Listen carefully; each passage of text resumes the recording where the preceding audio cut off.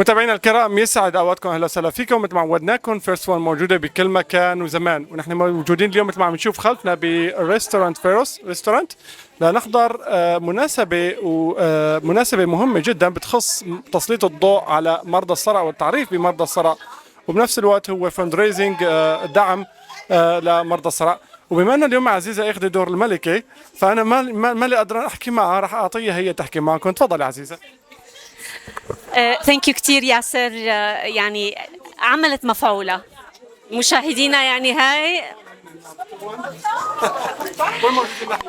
كلنا ياسر أكيد موضوعنا اليوم موضوع كتير مهم وبالغ الأهمية، وفي كتير يمكن بيجهلوا هيدا الموضوع، مرض الصرع، وكيف ممكن ننقذ حياة شخص من خلال الفيرست ايد. موجودين بفيروس ريستورانت، أكيد ديكوريشن والأجواء مصرية بامتياز، بل فراعنة. يعني رح نلتقي بشخصيات متعددة اليوم. حفل رح يكون خيره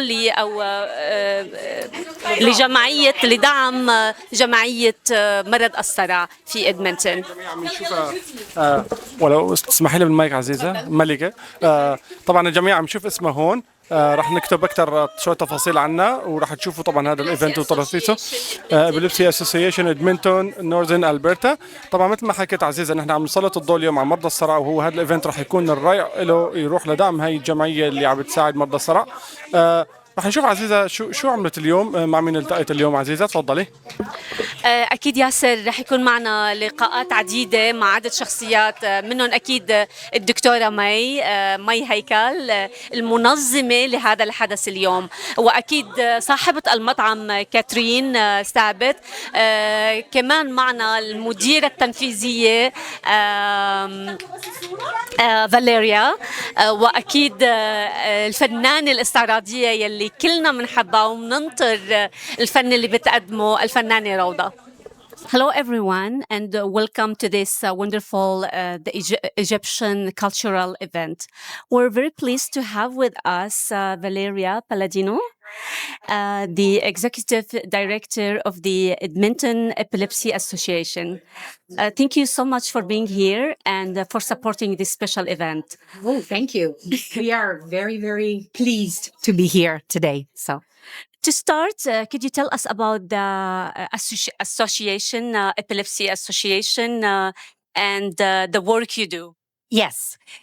We actually just changed our name to Epilepsy Association of Edmonton and Northern Alberta. And we are a registered charity that has been around for over 66 years.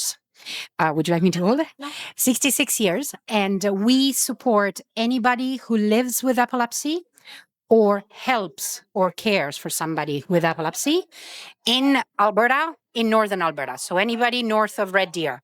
So not just the people in Edmonton, the people in Grand Prairie, Fort McMurray, all the other different towns. And our only goal is to make quality of life better for people that live with seizures. That's very important. Why do you think epilepsy awareness is so important in our community? Yes, wonderful question. The epilepsy is one of the oldest diseases in the world. In fact, today we will actually talk about historic connections between ancient Egyptian culture and some old pharaohs and people that lived in ancient Egypt who, from their description, sounded like they were having epileptic seizures. Even though it is one of the oldest diseases in the world, unfortunately, there is no cure for epilepsy. There is only managing the seizures. And there's a lot of stigma that comes along with having a disease where your brain decides to do something and you're not in control of that. And when that happens, a lot of people that don't have support around them feel that they need to stay at home. They have to isolate, because what happens if I'm having a seizure at a restaurant? You know, I won't know what's happening and people won't know how to help me. So maybe I don't go to an event. That is also one of the reasons why we like to do these things, to really tell people there's a lot of people around you that can help you, and quality of life can still be good, even if you live with a disease. Wonderful. Let's talk a little more about children. What services do you provide for children with epilepsy? Absolutely. Epilepsy as a disease can happen to anybody at any time, but the two places, moments in life where it comes more often is before you're 18 or after you're 65. And that has to do because the brain develops when you're growing, and then it starts to degenerate as we approach older age. For kids, we support family. We do workshops. We take kids bowling for games or other things where kids can learn that they can be together with other children with epilepsy or non-epilepsy. We have one fantastic program. It's called Kids on the Block. It's a puppet show. We go into elementary schools, and the puppets teach the kids what it means to have epilepsy and that everybody can help somebody else, even when they're little. For this particular fundraiser today, we are actually collecting funds to help us support mental health challenges for kids under the age of 18 who also suffer from epilepsy. We want people to know epilepsy is a physiological disease, but 40 to 50% of people with epilepsy have more mental health challenges like anxiety, depression, just feeling that they're not as much in control of their own body, on their own life. So the funds help us create resources to help kids access for free things that they can do themselves to feel less anxious, less depressed, and really live a better quality of life. Okay, talking about fundraising and programs, I'd like to ask you about the birds program. Birdies, sorry. Yes. Would you please tell us a little more about it? Yes, this is an annual fundraiser for many charities across Alberta.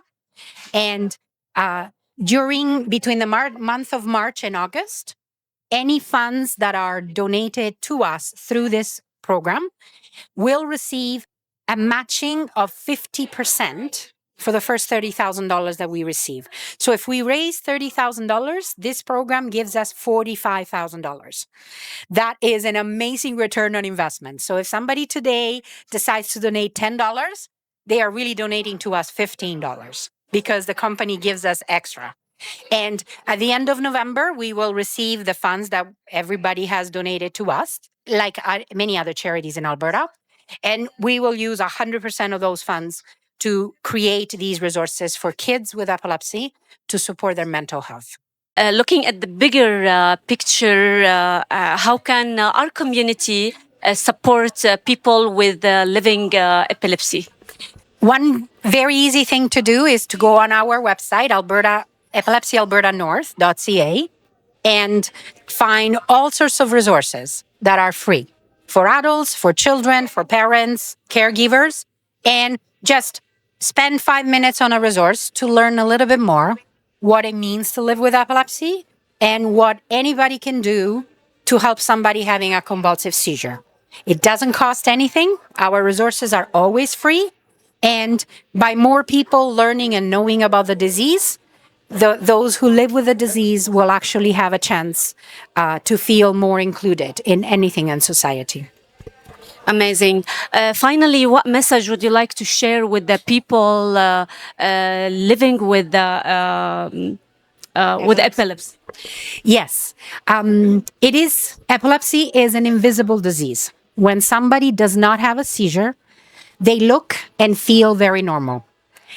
And that is a blessing, but it's also a curse, because when somebody does have a seizure and things happen and they can't, for example, make an appointment or find a job, by having more people know what it feels like to have a seizure, those folks will feel less isolated. And again, there's so much that we can do as a community to help everyone. Awesome. Thank you so much, Valeria. Thank you for joining us and for sharing this important information. Thank you. Thank you. Wonderful. Very long time being in a specific cultural restaurant. I know we used to do things in the Greek restaurant, Our volunteer is right from Alexandria, so we are so happy to celebrate her culture today and learn a little bit about epilepsy and what we do as a charity. Many of you are here today, you purchased your tickets, and I've already kind of given you a little bit of instruction. Make sure that when you leave, you come see me because we have your names written by in hieroglyphics. So it's going to be a really nice little token to take home.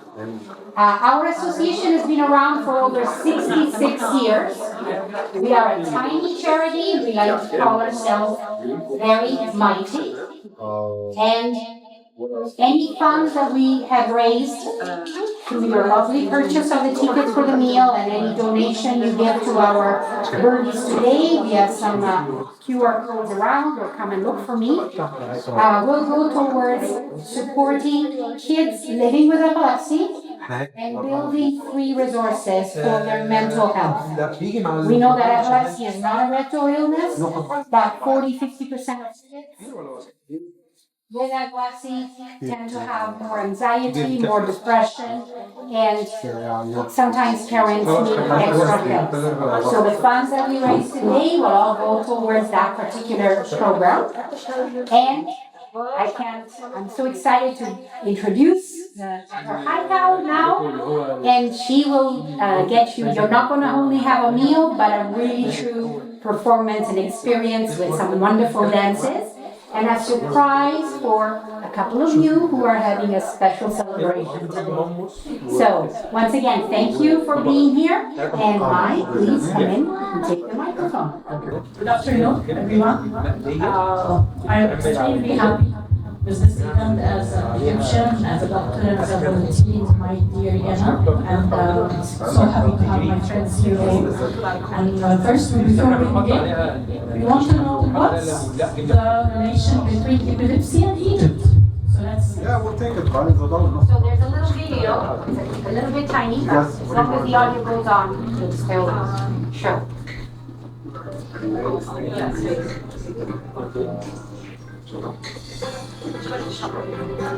Thousands of years ago, in ancient Egypt, epilepsy was already part of the story. Around 1500 BCE, the ancient Egyptians documented illnesses and their treatments in texts such as the Ebers Papyrus. Among them were descriptions of symptoms that resemble what we now recognize as epilepsy. They used herbal remedies, physical treatments, and other approaches to try to understand and manage these mysterious episodes. Even thousands of years ago, people were searching for answers to something we continue to study today. Ancient Egyptian physicians also began to connect epilepsy to the brain itself. One remarkable account described a patient with an open head wound. When the exposed brain was touched or stimulated, the patient's body responded with intense shaking and convulsions. This observation was significant. It suggested that what happened in the brain could directly affect the body. Centuries later, this account would be understood as an early observation of what we now call focal seizures, seizures that begin in a specific area of the brain. It also pointed toward an important connection we recognize today. A serious head injury can damage the brain and increase the risk of developing epilepsy. What if epilepsy was part of the story of Egypt's most famous pharaohs? Several rulers of Egypt's 18th dynasty, including Akhenaten and Tutankhamun, died unusually young, and the reasons have long been debated. Modern researchers have revisited historical records, medical evidence, and descriptions of these rulers' lives. Some have suggested that recurring religious visions and other reported physical and neurological features could point to a familial form of temporal lobe epilepsy.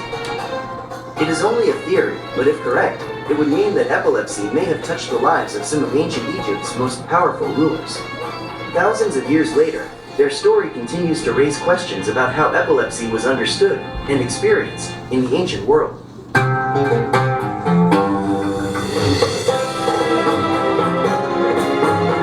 As you see, there's a relationship between epilepsy and Egypt. And that's why we are going to take you to a journey to Egypt.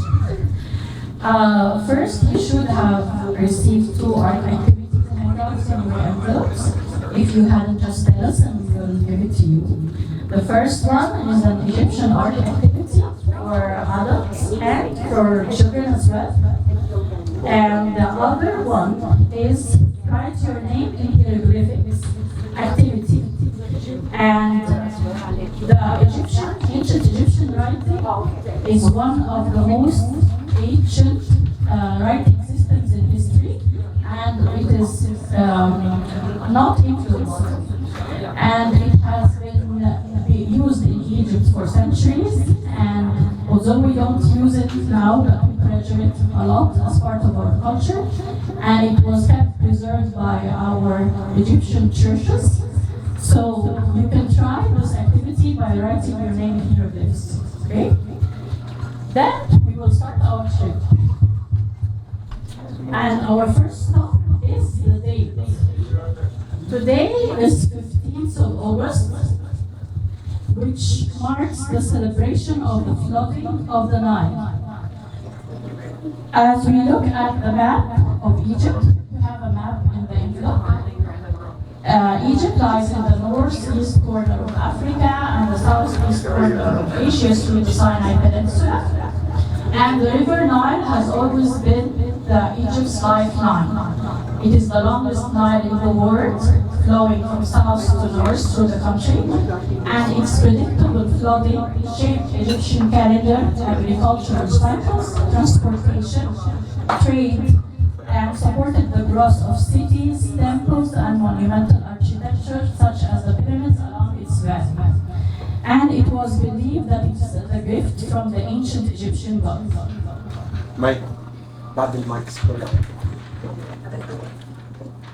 And the second stop we have is the Egyptian cuisine. Now Pharaoh's restaurant will be serving you some of the Egyptian dishes they have with made with love, and you will like it. But we will begin first this part with a quiz. So, who can tell us 3 Egyptian dishes? So, our first quiz, who can name 3 Egyptian dishes? Okay. We want someone? Okay.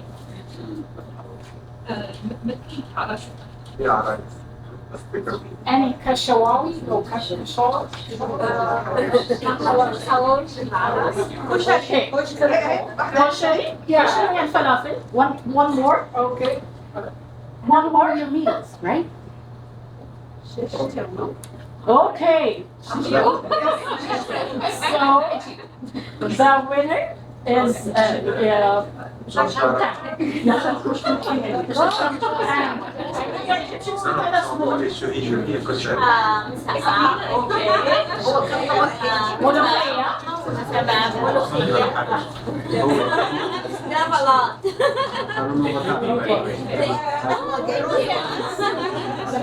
So we have Egyptian dishes that are very widely known. Is the kosher we're going to try today, and full and falafel, of course, with the Egyptian sourdough bread. This is usually eaten for breakfast. And we have also macarona bechamel, which is pasta with bechamel, roz ma'ammar, baked rice with poultry or meat with milk. And we have a very strong Egyptian seafood cuisine in the coastal cities. So the Egyptian cuisine is a mixture of vegetarian and non-vegetarian, and they are cooked with the rural culinary practices that we passed through generations. Okay, so this was our second stop, and our third stop is the Egyptian music and cinema. If you have come here since the start, we have been listening to Omar Khayrat. Omar Khayrat is the most important Egyptian composer and screenplay music composer. If we can play it again, but he's one of the celebrities of Egypt, and he had a very important concert this year, early this summer, in the Royal Albert Hall of London. He is widely known throughout the Middle East. And here we come to our next quiz. Okay, I will give you 3 names of 3 Egyptian female singers. Okay, give you 3 names of 3 Egyptian female singers. Okay, Shadia, Anghea, and Kulthum. A. Shadia, B. Angham, C. Kulthum. Which of these three is the most iconic Egyptian singer of all time? Yes. Say A, B, C. Yes. C. Bravo.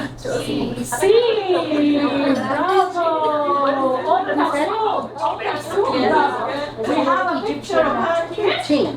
Excellent. Yeah, she is the most iconic singer of all time, and she's widely known in the Middle East. Okay, and we have a portrait by me here for Shadia. Shadia is a very important Egyptian singer, also an actress from the golden era, and she's called the voice of Egypt because she sang a lot of patriotic songs for Egyptian political events. And Angham is a present singer, she's very important. So music has always been an integral part of Egyptian culture. If we go to Egypt and see the museums, you will see monumental musical instruments everywhere. We maybe invented the harp. We have the rababa. We have the ney. Rababa is a string instrument from Upper Egypt. We have a ney, which is a special flute, and many other instruments. And you will see all musicians in every daily life and celebrations in the mural art of Egypt. Okay? And in the present, we have a lot of genres, and Egypt is the trendsetter of music and cinema in the Middle East. What becomes very popular in Egypt, it goes viral throughout the whole Middle East and the Arab world. Okay, so we come to the third question. Now we talk about the cinema, okay?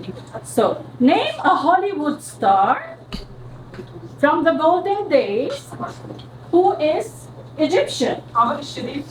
Bravo! Here you go. Thank you. Oh, nice.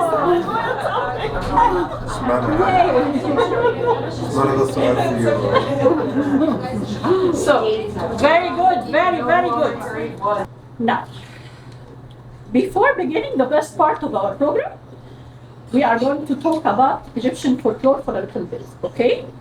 Egyptian people, traditions, and culture evolved through the centuries and became various, inspired by the blends of cultures that Egypt embraced, in addition to its original Egyptian culture. Also, the geographical distribution, daily activities, regional traditions, so they started to express themselves through art, especially folk music and dance. If you look at the Egyptian map, you would find that every region of Egypt is widely spaced, and every region, because of all these differences, they have their specific traditions, specific popular music, and specific folk dance. Okay, so every region has one or more iconic dances for both men and women that they share, in addition to a very unique spiritual dances as well.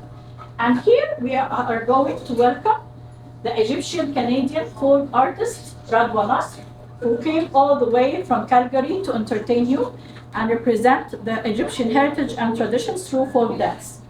Radwa is widely popular all around Canada in all the traditional festivals and heritage festivals and multicultural festivals, and she dedicated her career to spread all the Egyptian folk dances and to make people know about it, or here in Canada and even outside Canada. Note with every performance, the costumes and the accessories she's going to wear, the moves and the music played, as every detail tells a story about the Egyptian history.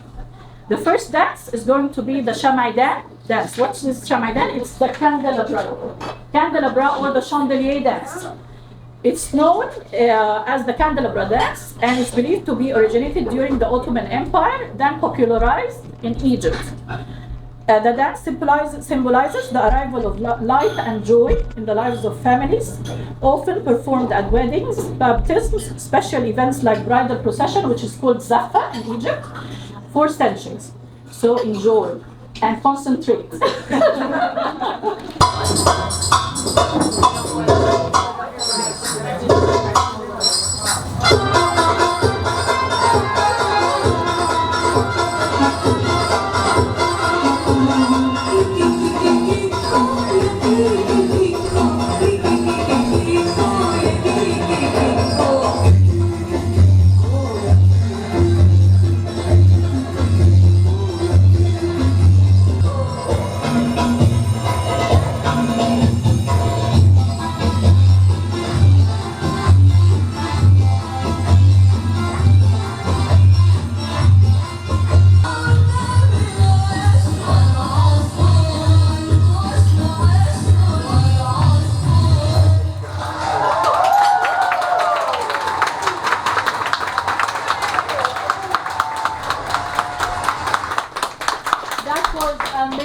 Radwa.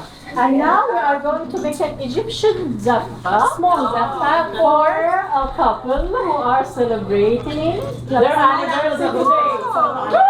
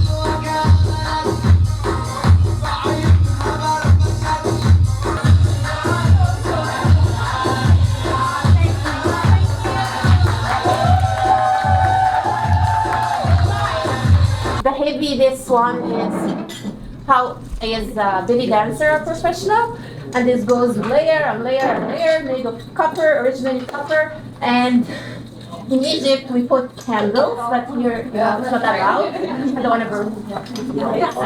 Yeah.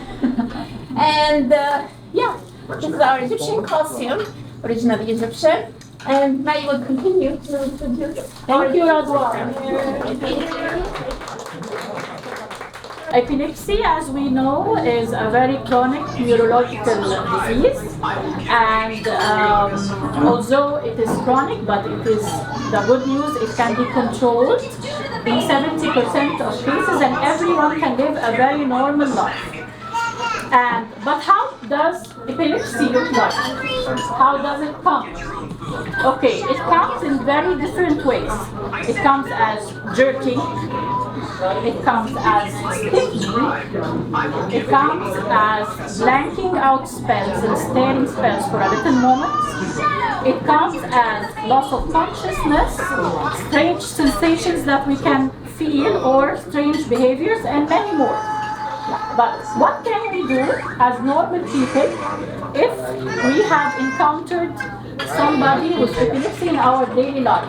Can we help him? Can we help them? It's very, very simple. Simple instructions that we can learn so that we can do, but we can make a little difference in the life of anyone who is having a seizure. And we will going to show you now using our friend, with the help of our friend Brian. Brian here. See Brian? Brian was going on his way to the school, and then he had a seizure. And he fell to the ground. He is having a seizure. What can we do? So he is lying on the ground like that. He's lying on the ground like that, and he is seizing. Okay? And I was passing by and I saw him. Oh, what can I do? First thing we do is to mark the time. Okay? Then I have to be very calm, and I have to remove anything from the surroundings that can hurt him more. Okay? And I have to be very calm. If he's wearing any unnecessary things that can hinder his movement, I also remove it. Okay? Then I start. If I'm standing like here, like this, and this is the arm that is on my side. I turn it, straighten it like this beside his head. Okay? And then I take, first I put something soft under his head first, because he can hurt himself. Then, as I said, I take this arm, the one beside near me, and straighten it. And I take the other arm on the opposite direction, and I put it on the other cheek. Here I will hold. Here I will hold the shoulder, and the other shoulder, and the knee on the same side, and I will turn him on his side. This is called the recovery position.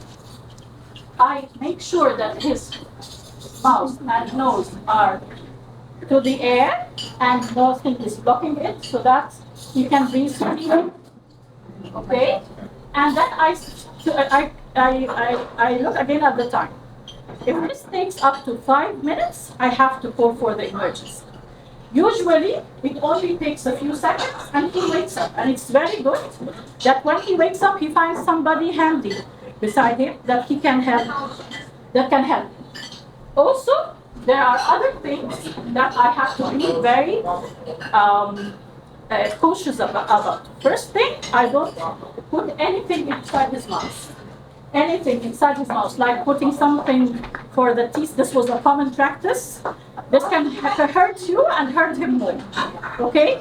I don't try to make him drink anything, nothing. I just do what I do. Okay? And he usually wakes up within few seconds and it is okay. And I see how can I help him when he is conscious. If he doesn't wake up within 5 minutes, I have to call for the emergency. Okay? So I will tell you this again quickly. I'm sorry for my kids. Okay. So here, Brian is lying on the ground and he is seizing. Okay? The first thing, I mark the time. Okay? First thing, I mark the time, and then I put something under his head. Okay? And I take the arm that is near me and I straighten it like this. Okay? And then I take the other arm that is away from me. I put this hand on this cheek. Now I grab this shoulder with this knee and I put him to his side like that, and I make sure that his mouth and nose, he is breathing freely. And I look at the time again and watch him. If he wakes up, this is good. And this happens in most of the cases. If he didn't wake up within 5 minutes, I have to call for the emergency because this has to be solved in the hospital. Okay, there are other situations that I have to call the hospital right away. First, if he is injured, he injured himself when he fell down. Okay? Or or he has a seizure, then a seizure following each other. Okay? Or if she's a female and she's pregnant, he's a child. These things that I have to call the emergency as soon as possible. Okay? You will have a summary of these instructions with you in the envelope. And if anybody doesn't have it, we can give it to you. So I say to Brian is very good now. He's waking up. Are you okay? Okay?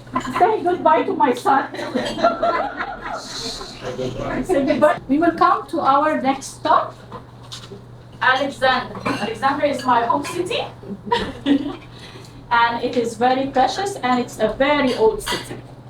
It's nicknamed the Bride of the Mediterranean, and it shares the Mediterranean spirit of all the Mediterranean cities. And it has a cosmopolitan spirit. Although the capital of Egypt is Cairo, but it has a very unique place as a second capital, and the old capital of Egypt in the Greek Roman era. It was founded by Alexander the Great, and Cleopatra VII ruled Egypt from it. And it is the home of the ancient Egyptian wonder of the world, Alexandria Lighthouse. Egypt had two ancient Egyptian wonders, ancient world wonders, the pyramids and the Alexandria Lighthouse. And it is the home of the ancient and the modern Alexandria Library, which is a cultural center for all the Mediterranean and for Egypt. Radwa is coming now, and she's going to perform the Alexandrian folk dance that represents the spirit of the coastal community and is often performed with lively music and colorful costumes that reflect the joyful character of the city. As you can see, the way she's dressed, the music, and the way she's going to dance is very different from the first music. because it's a different part of it. Okay, and this goes on with all the performances. So when she comes, enjoy, and you can enjoy your meals. دم الملاية لفة أنا ذقت من نصر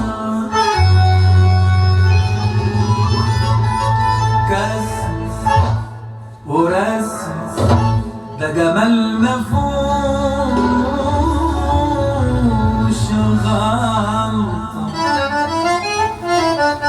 كل لما أشوفك يا قمر كل لما أشوفك يا قمر أنا جسمي كهر وعشان عينيك يا جميل يا جميل أنا بقرب يوه ماله الولد ده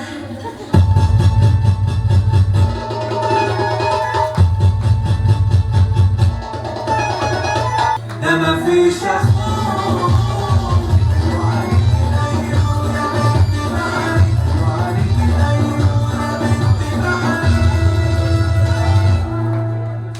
Now we have more quizzes. Now, the first question, the Epilepsy Association of Edmonton in Northern Alberta has been serving the epilepsy community of Northern Alberta for 20 years, 35 years, 66 years, 55 years.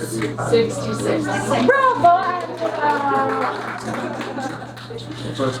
Okay, epilepsy affects children only, adults only, babies only, or all ages? All ages. All ages. Thank you. This is the first one to say. All of you, very well done. Epilepsy can be controlled by treatment easily in 10% of cases, 50% of cases, 20% of cases, 70% of cases. Good job! Good job! We go to our next stop. As you can see in your maps, does anybody not have a map? Yes. Please tell us if you missed any of the maps or the activities, okay? It's not, this map does not show the governorates, but Egypt is divided into 27 governorates, okay? Not provinces like here, it's governorates, okay? And Cairo is the capital, it is the largest city and the leading cultural center of the whole country. It's one of the very populous countries of the world, and the majority of the population are youth and middle-aged people. The map shows an example of the attractions found in each city. Every city has a blend of attractions from all the civilizations, but in every city there's something that stands out, okay? Owing to its rich history and the blend of civilizations, visitors from all around the world come to it and enjoy different kinds of tourism. So what are the kinds of tourism that we have in Egypt? The first one, and the kind that is unique to Egypt, not in any place else, is the ancient Egyptian tourism, about the ancient Egyptian civilization. All over Egypt, you will find attractions for this civilization, and we're going to talk about it in our last stop. And the most important cities are Giza. You have the pyramids in Giza, and you have the new Grand Egyptian Museum that was inaugurated last year, and it's a gem. You have to see it if you go to Egypt. And we have Luxor and Aswan. These are like open museums, a lot of temples, a lot of monumental architecture and things like that. Then we have the Greek-Roman civilization. They are also all over Egypt, but Alexandria stands out for this civilization. You will find a lot of attractions there in Alexandria. Also in the North Coast and in Siwa, there is a temple that is believed that Alexander the Great who built. located in Siwa. Also, then we have the Christian religious tourism. There are Coptic Orthodox Christian churches. They are all over Egypt, and they have very unique architecture and very unique art that is earlier than the arts of Europe. And especially, we have something in history is the Holy Family trade. Where the stops of the Holy Family in Egypt, all over the three stops, we have very important churches and Christian attractions. Okay, also we have Saint Catherine church in a monastery, a big monastery in Sinai, and we have another very important monastery in Cairo called Saint Simon. These are the very important attractions. Then we have the Islamic cultural tourism. We have monumental mosques and citadels all over Egypt, especially in Cairo and in Alexandria. You have a very important citadel there. And this is very popular, the beaches and the diving tourism. We have beautiful beaches. The Mediterranean, we have the old cities, of course, Alexandria and Matruh, and then we have now a very new attraction, it's called the North Coast. And the diving and the people who like to snorkel and dive and things like that, we have the Red Sea, all over the Red Sea. Here are activities that are different from here. Okay, then we have the deserts and oasis tourism, because some people, they don't have deserts in their country, so it's something for them that is very interesting. We have Siwa, we have the Western Desert and the White and the Black Deserts. People do a lot of activities like safari and camping and stargazing and things like that. And we have a rising kind of tourism called the medical tourism, because there are very important foundational institutions like the Cardiac Surgery Foundation of Dr. Magdi Yaqub. He is a global heart surgeon. And the private sector in Egypt is strong, and doctors are available 24/7, pharmacies are available 24/7. So there's a new, platform for this kind of tourism now, adopted by the government.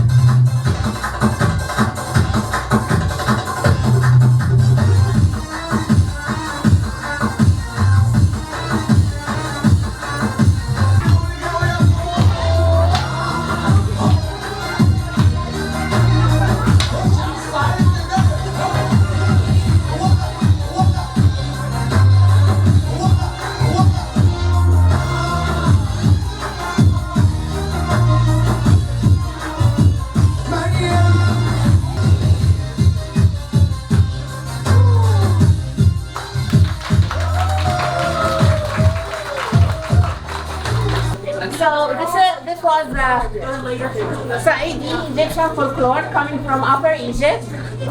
Actually, our ladies cannot dance in Upper Egypt, but in old history, gypsies came to Egypt and they start to dance. So when they dance, they take the Egyptian folklore style, try to be more covered, and they're not dancing with a stick, it's a symbol towards the man. She take it as a power. I can do the same, but I cannot, but I will show you I can do the same. This stick came from the Egyptian tahtib. It was, and still until now we do it, the man. We do it as a sport, and they have a lot of festivals Upper Egypt. And also she can dance with the horse.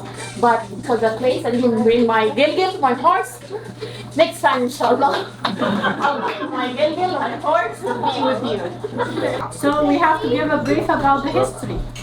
Okay? Of course, Egyptian history cannot be told in one setting, but we will just say it in a nutshell as well. But we will begin with a quiz first, okay?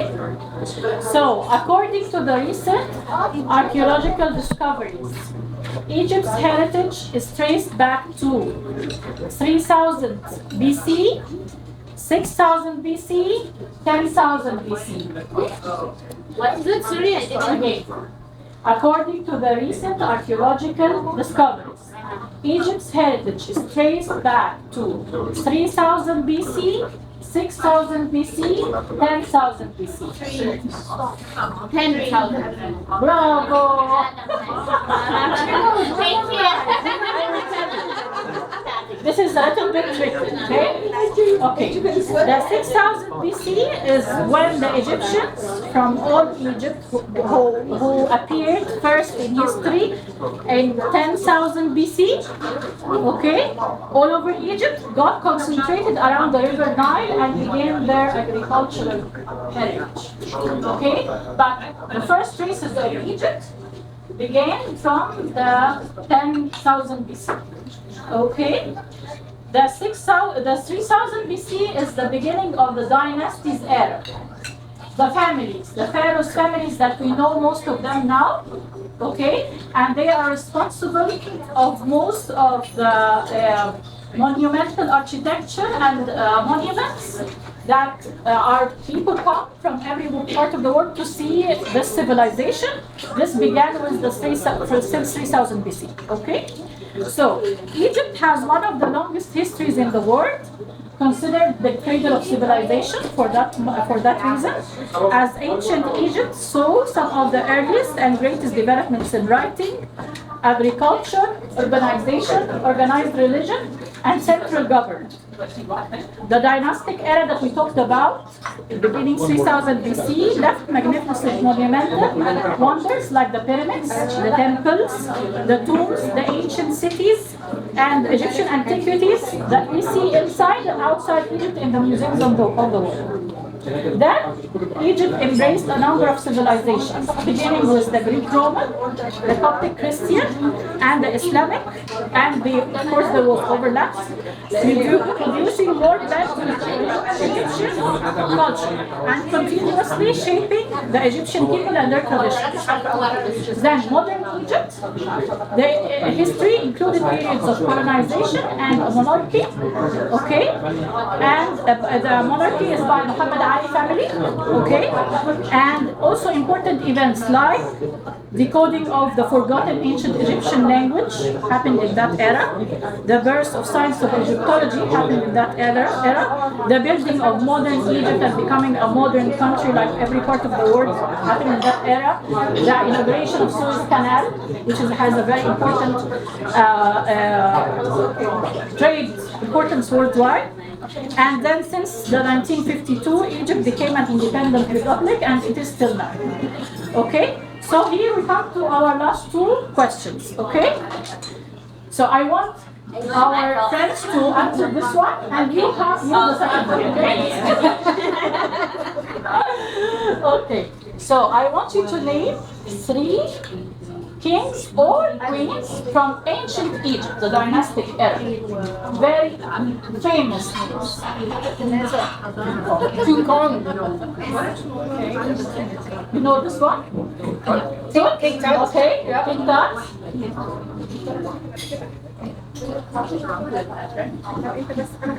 Well, Cleopatra, no, she's not. She's not.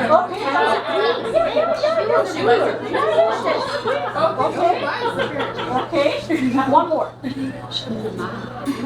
They said King Tut, Tutankhamun, and Cleopatra. King Tut and Cleopatra. Oh, that's the same. Okay. And Cleopatra and Elizabeth. See, there's someone who is very famous. Well, I said that. I want to say that. Yeah. Say the letter it starts with. I don't know. Ooh.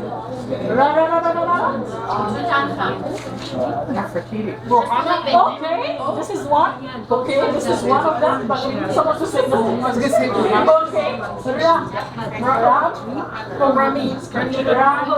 Ramesses. Okay, so we get what it was. Okay, 1 year, 1 year. And you're going to see Ramesses something. No? No, okay, great. So, this is a little bit tricky, but of course everybody's welcome to answer, okay? Name 3 Egyptian public figures from modern time. From what? Modern time. Okay. Can I answer? Can I answer? Zubair, Ahmed Zubair. Okay. Batia. Okay. And Nobel كمان Nobel. Nobel, Naguib Mahfouz. Naguib Mahfouz. Okay. Who are those people? I will tell you. Okay. Okay. Some of the Egyptian modern public figures that were said.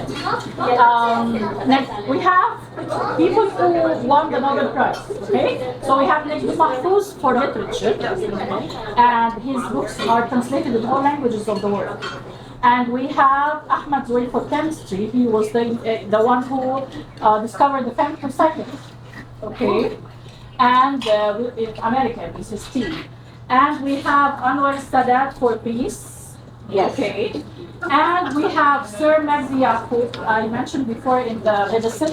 He is a global heart surgeon and he has foundational institutions, 2 in Egypt and 1 in Central Africa, making cardiac surgery for all the people of the world for free. Okay, and he has collaborations with some of Canadian universities and things like that. It's a research center. There are also some people from Europe who lived and were born in Egypt when a lot of people were living in Egypt. For example, Darida. Darida considers Egypt as her second home or her first home. She lived all her childhood and her youth in Egypt before she becomes very popular all around the world. And Demis Roussos from Greece, I think. He's a very famous singer. So these are some of the modern day celebrities. And mine.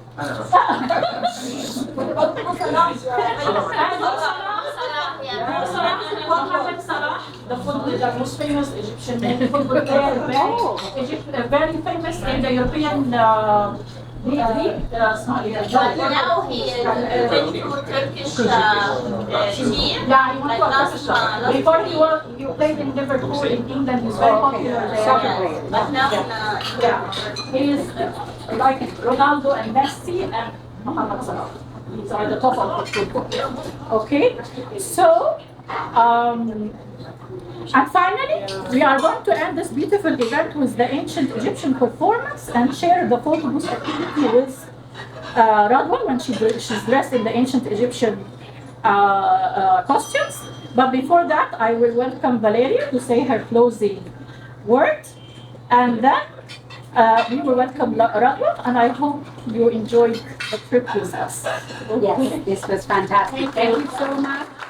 Absolute thanks to Mai for this wonderful, she did everything. She just told me what to do and I put pieces together. Do anything without you. As I said, I was encouraged by Angela, our friend, our very, very dear friend. And I couldn't do anything without Valeria.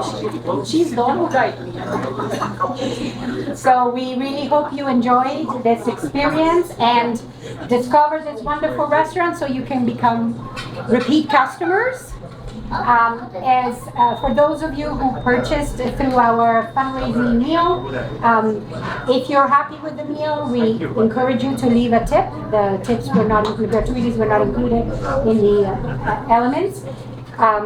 And before you leave, let me know because I have your name in hieroglyphics. And also there's a patio here you may have not noticed. So if you go outside, those lovely little prizes that we've been distributing, Mai is also an artist and makes a lot of those. So feel free to go around in the back.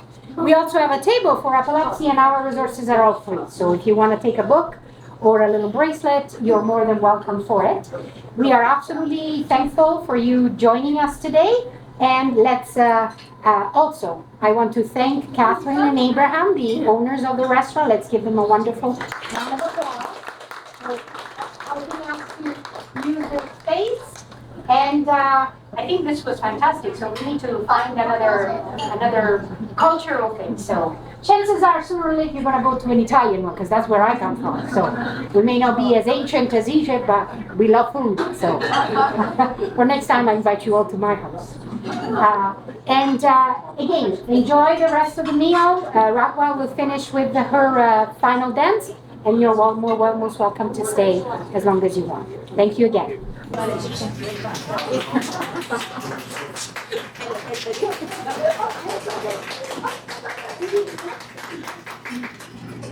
هذا تعاملي معه لقوة توافي جمهور. اوكي. أنا الأراجوز.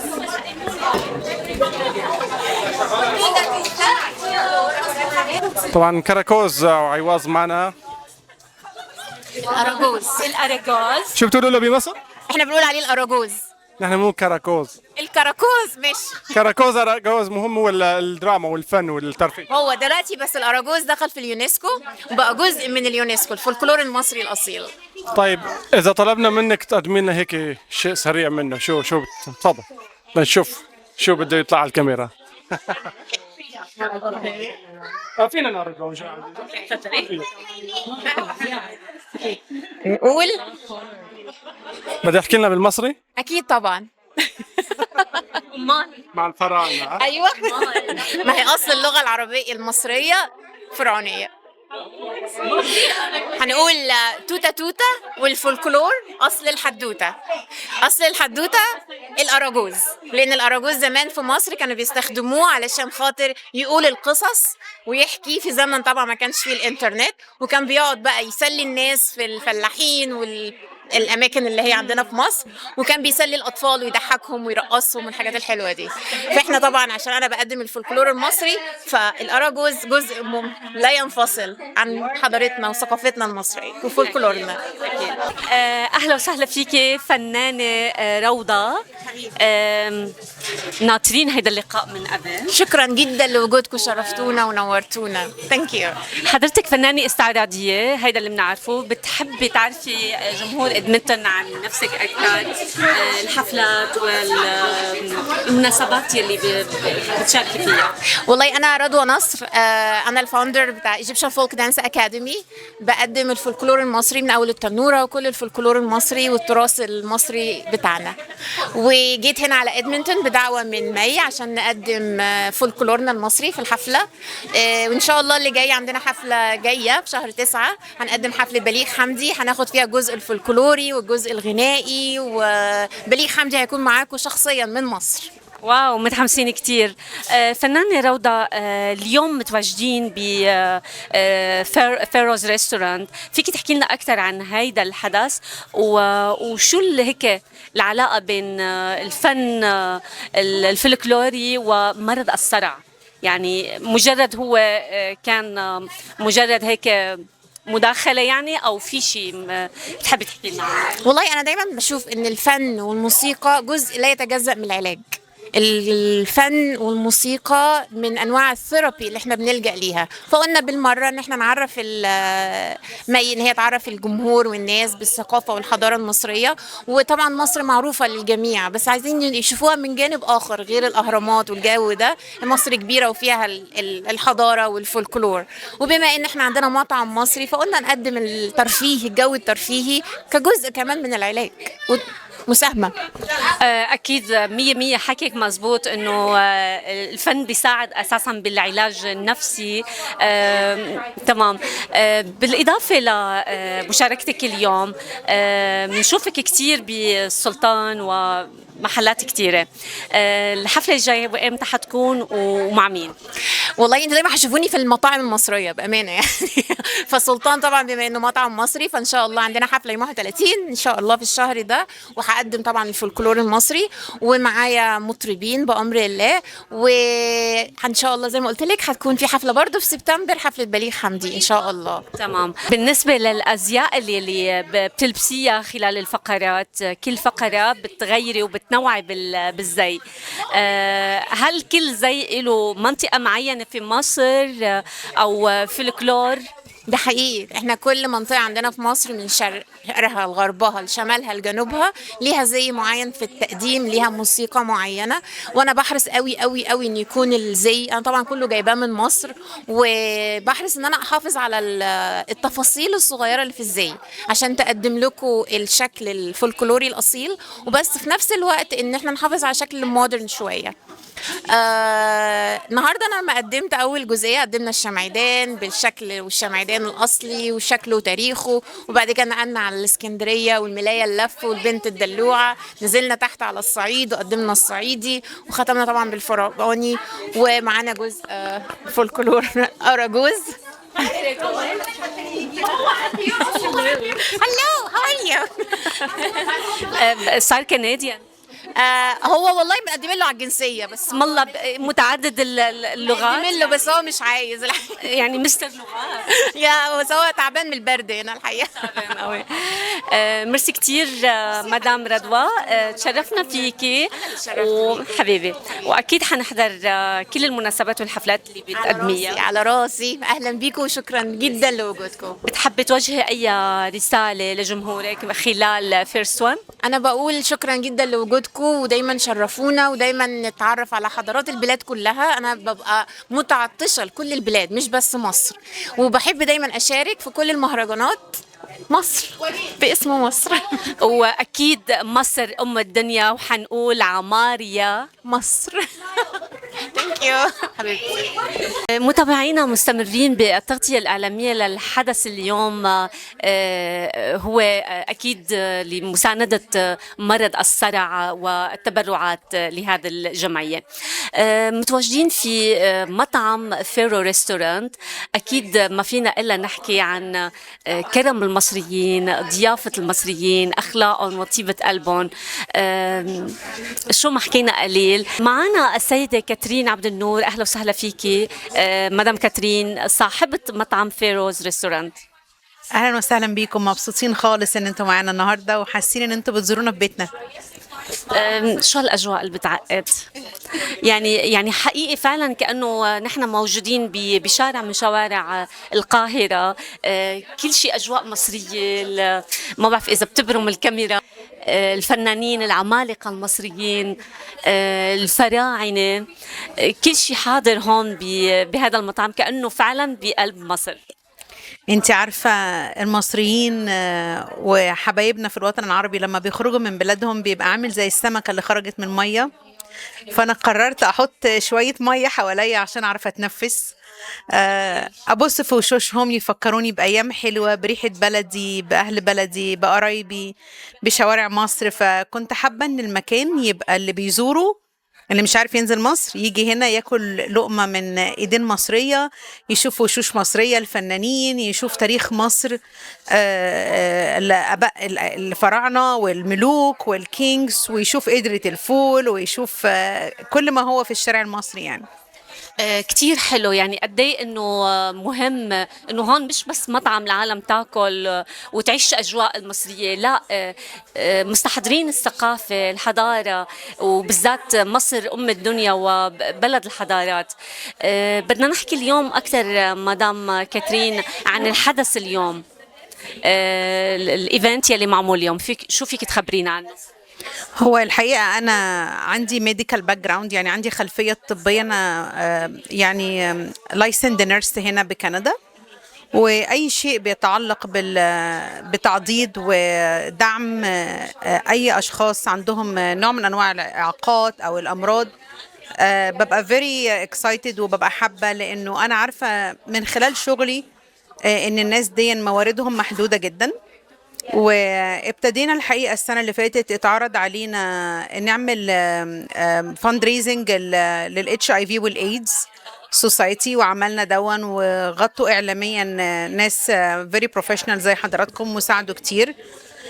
والسنة دي انا بعرف مي، فحكيت قدامها ان احنا بنحب نعمل فاند ريزنج اذا اي مكان حابب يشرفنا وندعم بكل قلبنا وبكل قوتنا. فمي طلعت فولنتير مع الصرع، وطلبت مننا ان احنا نعمل دوان هنا. والحقيقه انا كنت مبسوطه جدا واكسايتد، والناس الحقيقه يستاهلوا ان هم يقضوا وقت حلو، ويستاهلوا ان هم يشوفوا جزء من حضارتنا ونشيرها معاهم، ويستاهلوا ياكلوا لقمه حلوه معموله بايد مصريه كانه راحوا زاروا حد ببيته. يعني مش جو مطاعم قوي، هو جو اكتر بيتي.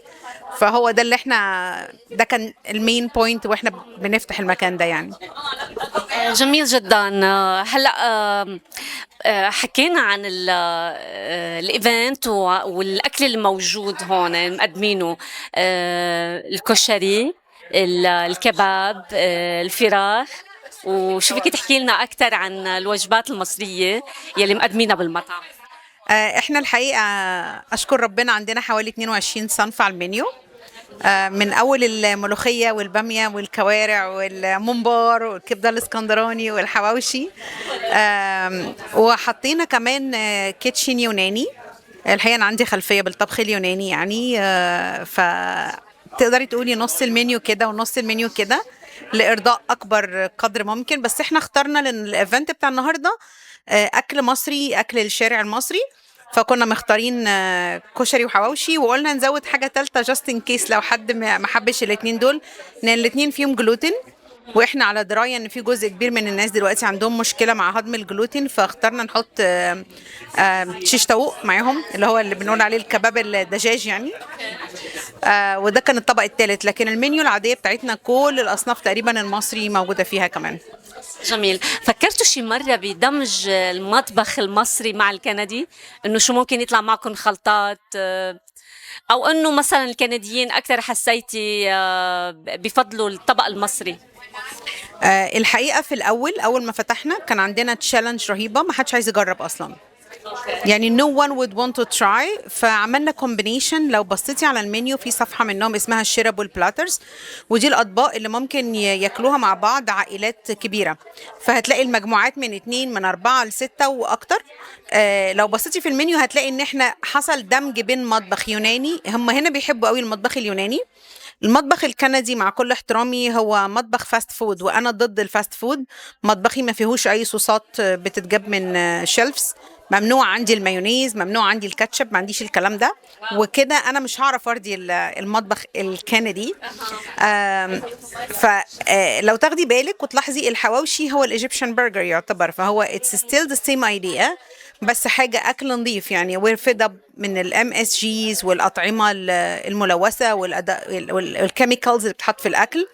فكنت حابة إن أنا أأكل الناس الكونسبت إن ياكلوا زي ولادي ما بياكلوا، زي ما بخاف على ولادي من الأضرار دي. فلقيت إقبال رهيب لما ابتديت أفورس كل ميل فيها طبق أو 2 مصري يجربوه. لاحظت إن الناس حبوا قوي الأكل المصري، ومؤخرا بقوا يجوا يقولوا لا مش عايزين يوناني، عايزين مصري. جميل جدا. هلا بدنا نحكي عن سبب تسمية المطعم بهذا الاسم فيروز. الايدنتيتي is very important. يعني أنا عايزة أقول إن المصريين فراعنة، احنا مش عرب، احنا مستعربين، وفي فرق كبير بين الاتنين.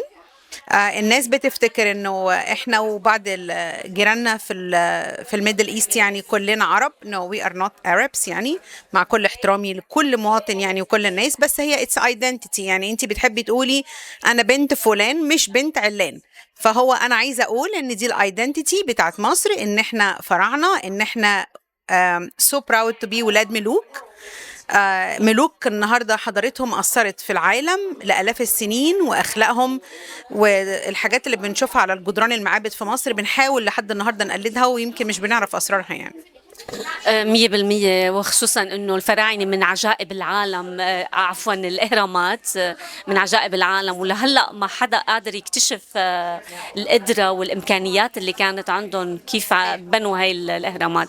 على كل بالنسبه للمطعم هون، كيف ممكن التواصل معكم للناس اللي بتحب تعمل مناسبات او حفلات ايفنتات؟ أنا الحقيقة بستقبل مسجات وإيميلات على أرقام التليفونات اللي موجودة على جوجل وعلى الويب سايت، وبتوصلي على طول. وأنا ببقى في منتهى السعادة لما بعمل حفلات أعياد ميلاد أو أفراح بالذات، وبنتعاون مع بعض الفنانين المصريين، بنعمل ليلة حنة فروم سكراتش، وبنعمل أكل مصري خالص ونضيف ومتقدم بطريقة شيك تخليكي تبقي فخورة وانتي بتقدميه لزباينك. يعني شجعتيني كتير، بس يكون في حفلة حنة أنا مدعوة. ثانك يو. مدام كاترين، في أي مسج رسالة بتحب توصليها عبر فيرست وان؟ الحقيقة أنا بشكركم جدا جدا جدا على المجهود من ساعة ما جيتوا وانتوا واقفين على حيلكم، تعبتوا خالص معانا. ويمكن اتنسى تعبكم الحلو، بس هو ده الجندي المجهول ورا اي حاجه ناجحه.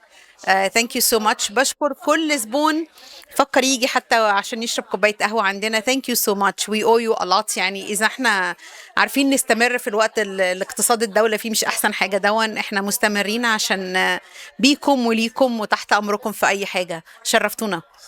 شكرا كتير إلك، وأكيد حنكون جاهزين وحاضرين لكل الإيفنتات والمناسبات التغطية الإعلامية طبعا. أهلا وسهلا بكم. شكرا. متابعينا متابعي فيرست وان، مستمرين بالتغطية الإعلامية لحدث اليوم Experience Egypt من خلال تواجدنا بمطعم فيروز ريستورانت.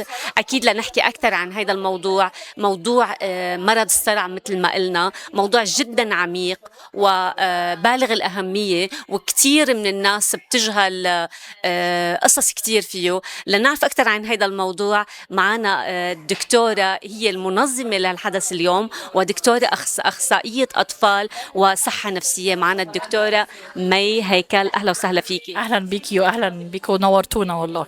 ميرسي دكتورة. دكتورة، بداية ممكن تحدثينا عن سبب هذا الإيفنت؟ والله بصي، أنا متطوعة في Epilepsy Association of Edmonton Northern Alberta اللي هي جمعية إدمونتون للصرع، وبقالي أكتر من سنة. وبعدين بعمل لهم awareness أو توعية في صورة مقالات على طول، وبديهم كمان زي art classes عشان أنا برضو رسامة وكده. فبقى عندي بوند حلو جدا مع الكوميونتي بنفسها بتاعت الإبيليبسي كمرضى وأهلهم وكده، وكانوا دايما بيسألوني أنتي منين، و يعني بيسألوني عن بلدي وعن شغلي وكده. فجات لي الفكرة إن أنا ممكن أعمل لهم حاجة ثقافية، خصوصا إن كان عندنا إيفنت قريب برضو كوميونتي إيفنت بنعمل لهم انترتينمنت وكده، وكان واحد من الفقرات كان فرقة من الفيرست نيشنز، وكانوا مستمتعين جدا بالفرقة وأنا شخصيا كمان. فقلت طيب احنا ممكن برضو نعمل لهم حاجة ثقافية عن مصر، تبقى برضو يعني تبقى ترفيه ليهم، وفي نفس الوقت توعية عن المرض للبابليك اللي هييجوا يعملوا لنا سبورت او هيعملوا سبورت للجمعية. فدي الفكرة يعني اللي جت. كنت حاسألك شو علاقة مصر بهيك مرض، بس حضرتك أجبتي. على كل دكتورة، تجربتك كطبيبة ومساهمة بالجمعية، جمعية الصرع، وكونك أول شخص عربي بيساهم بتأسيس هاي الجمعية، شو فيك تحكي لنا عن أهداف الجمعية؟ هي الجمعية موجودة في إدمونتون وبتخدم الناس اللي عندهم صرع في إدمونتون من 1966. هي مش جديدة، بس أنا بقالي هنا في إدمونتون بقالي سنتين ومش بمارس المهنة هنا، فحبيت إن أنا أخدم نفس نوعية المرضى اللي أنا بخدمها، عشان أنا تخصصي طبيب أطفال وعندي انترست وخبرة مع الأمراض العصبية. فحبيت اخدم نفس الفئه بتاعه المرضى دي من خلال العمل المجتمعي. فهو الحاجه اللطيفه بقى، يعني الحمد لله، يعني ان ممكن اكون انا السبب في كده، ان يبتدوا هم عايزين، الجمعيه عايزه تخدم كل الناس. فمن خلال الجمعيه ان احنا كمان لو في مرضى من الجاليه العربيه، هم مرحبين ان هم يخدموا كل الناس. فده هيخلينا وبوجودكم النهارده كمان، يعني اهم حاجه هيخلينا نوسع نطاق الخدمه بتاعه الجمعيه لكل الناس اللي في الكوميونتي، مش بس الناس الناطقين باللغه الانجليزيه او الفرنسيه. ففي حتى كمان مشروع احنا بنشتغل عليه ان شاء الله، ان انا بعرب لهم الريسورسز، وان شاء الله لما يخلص هنعلن عنه ان شاء الله. حكيتي عن الابيليبسي اويرنس او التوعيه اللي عم بتكون من خلال حملات. يا هل ترى شو في برامج ممكن تخدم الاطفال واهاليهم؟ دلوقتي في برنامج مهم جدا والحمد لله لقينا له دعم، يعني ولسه محتاجين دعم اكتر. ان في البرنامج بتاع الصحة النفسية للأطفال اللي عندهم صرع. وبناخد آراء من خلال الجمعية، يعني بياخدوا آراء الأطفال نفسها وأهاليهم، إيه التشالنجز اللي بيخشوا فيها والصعوبات اللي بيشوفوها، وبيبدأوا يقدموا لهم زي جلسات استماع وأنشطة. ومثلا الأنشطة بتاعت الرسم أنا باخد جزء منها برضو، وفي نشاط أسبوعي زي بيستضيفوهم وبيعملوا لهم زي دعم نفسي وكده. وده غير بقى الأنشطة كلها اللي في الجمعية لكل الأعمار يعني. وفي نظام اسمه بيرديز، اللي هو تعاون مع مؤسسة اسمها روجر بيرديز أو كده. دي بيبقى في الحملة اللي هي متبنية حملة الدعم للأطفال بالذات بتاعت الصرع. تمام. هلا بالنسبة للصرع، هو مرض أو disorder، في هيك شوية هو مرض او اضطراب يعني، بس هو مرض لان له يعني اسباب بيولوجيه. يعني مرض من الامراض المزمنه العصبيه المهمه جدا، اللي هي تعتبر one of the most common، يعني اكثر انتشارا، وبتبقى موجوده منتشره في العالم كله بنسبته عاليه جدا، وبيجي لكل الاعمار مش بس للكبار ولا الاطفال بس. ممكن يجي فيه كمان زي متلازمات صرعيه بتبتدي من اول الولاده. وله تعريف معين، يعني هو بيبقى في حاجات كتير ممكن تعمل تشنجات، بس لما بيبقى اسمه صرع ده بيبقى له مواصفات معينه تشخيصيه سريريه، وبيبقى له طريقه في التشخيص وطريقه في العلاج، وفي حاجات بسيطه وحاجات معقده. وبس الحاجة الكويسة ان 70% من الحالات بيتعالجوا بالعلاجات العادية. 30% بيبقى الموضوع صعب شوية ومحتاج تجارب واكتر من دواء وتدرج معين في طرق العلاج، وبنوصل ممكن للجراحات اللي هي ليها علاقة بالصرع يعني. فبس 70% يقدروا يعيشوا حياة طبيعية بالتفهم بتاع الناس وتقبلهم، وهو ان احنا نشجعهم، لانه بيبقى حاسين برضو نفسيتهم نفسها، بيحسوا ان هم متأثرين بالموضوع وكده، بس هم يقدروا يعيشوا حياة طبيعية جدا يعني. تمام. كيف فينا ممكن نتفادى السيجر، او ممكن نلاحظها قبل حدوثها؟ كيف ممكن ننقذ طفل او شخص قبل ما نوصل لمرحلة السيجر؟ بصي، هو في انواع بيبقى فيها انواع اللي هي بتبقى اللي هي البؤرية، يعني هو بيبقى فيه نوع بيبقى عام وبؤري. في انواع من النوع البؤريه بيبقى البني ادم نفسه بيحس ان هو هيجيله الصرع، فده ممكن يقول للي حواليه. الاسباب التانية، الحالات التانية، في حاجات عامه بنعملها. اهم حاجه التشخيص الصح، ناخد دواء صح، منتظمين على الدواء، فبنبقى كنترولد تمام، فما بيجيلناش الموضوع السيجرز. وفي حالات خصوصا في الاطفال لو قعدت سنتين مثلا ما جالهاش خالص صرع، ممكن نبتدي نسحب الدواء كمان، يعني يبقى خلاص هي اوت جرودز. فدي اول حاجه. الحاجه الثانيه لما طفل، خصوصا في الاطفال كمان، لما يبقى مثلا حد في حاجات معينه بتخلي الصرع يجي، يعني مثلا لو حد العايه او الامراض اللي هي بترفع الحراره، فلازم اتوجه للدكتور على طول عشان اخد الدواء فما يخليش يجيلي النوبة الصرعية بتاعتي. النوم الكويس، طبعا في الناس الأكبر شوية التعاطي أو الخمور والكلام ده برضو بيزود الموضوع. اللايف ستايل الصحي بيساعد إن ما يحصلش النوبات الصرعية لو أنا ماشية على علاج صح وماشيه متابعه صح والدنيا عندي مظبوطه، ممكن اقعد سنتين 3 ما يجيليش خالص. تمام. اكيد الحديث يطول وبدنا ساعات لنحكي عن هذا المرض. حقيقه دكتوره مي، شكرا للمعلومات القيمه اللي افدتينا فيها. بس بدي نوه انه للي عم يحضرونا هاي الرسومات شوفوا ما اجملها قد ايه، يعني دكتوره واخصائيه اطفال والنفسيه كمان، وبالاضافه لهيدا فنانه شكرا لحضرتك جدا والله، واسعدتونا بوجودكم وبدعمكم، وشكرا ليكم جدا، ويا رب تكونوا اتبسطتوا معانا. وبتمنى ان كل الناس تعرف عن الجمعيه وعن المرض، ونساعد الكوميونتي كلها لانها تستحق يعني. شكرا حقيقي. لحضرتك. في أي رسالة بتحبي توجهيها عبر فيرست ون؟ يعني بس هو نفس يعني اللي كنت بقوله، ان انا نفسي الناس كلها تعرف عن المرض، وتلاقي لما يبقى في مثلا عندنا مرضى او تعرفوا ان في مرضى، ان هم يتوجهوا لجمعية ادمنتون للصرع، لان عندهم سبورت اكتيفيتيز كتير جدا، وممكن يساعدوكوا في المعلومات، وممكن يخلوكوا يعني تبقوا اي حاجه محتاجينها تلاقوا هوم او مكان تو سبورت يو. الحاجه الثانيه زي ما احنا اتكلمنا النهارده على الفيرست ايد ميجرز، او الحاجات اللي هي بنعملها عشان ننقذ حد ممكن يكون عنده تشنج، او شفناه في الشارع مثلا عنده تشنج، نعرفها لانها بسيطه قوي مش محتاجه اي حاجه.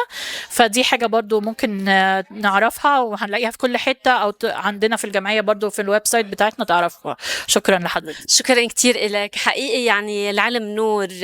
قد ما حكيت اليوم وشفنا بالبرفورمانس كيف قدمتي الفيرست ايد، كيف ممكن ننقذ حياة شخص بدقائق. شكرا كتير لوقتك، ونتمنى لكم مزيد من الازدهار، نحن جاهزين لكل الايفنتات، موجودين فيرست وان دايما. وانا فعلا شكرا لدعمكم جدا جدا، وشكرا لجمهوركم اللي هيتابعنا، وبالتوفيق دايما يا رب. شكرا. ثانك يو. فاذا متابعينا، كنتوا معنا لاكثر من ساعه لهذا الحدث المهم، هو اكسبيرينس ايجيبت. من خلاله تعرفنا على الحضاره المصريه يلي هي بغنى عن التعريف، بس لابد ما نحكي عن الفلكلور، الأكل والثقافة المصرية وطيبة أهلهم المعروفين فيها وكرمهم. كنا من مطعم فيروز الريستورانت. أكيد في لقاءات تانية حتكون، انطرونا. رح نكون مستمرين بكل تغطية لأي حدث في إدمونتون وخارج إدمونتون. إلى اللقاء.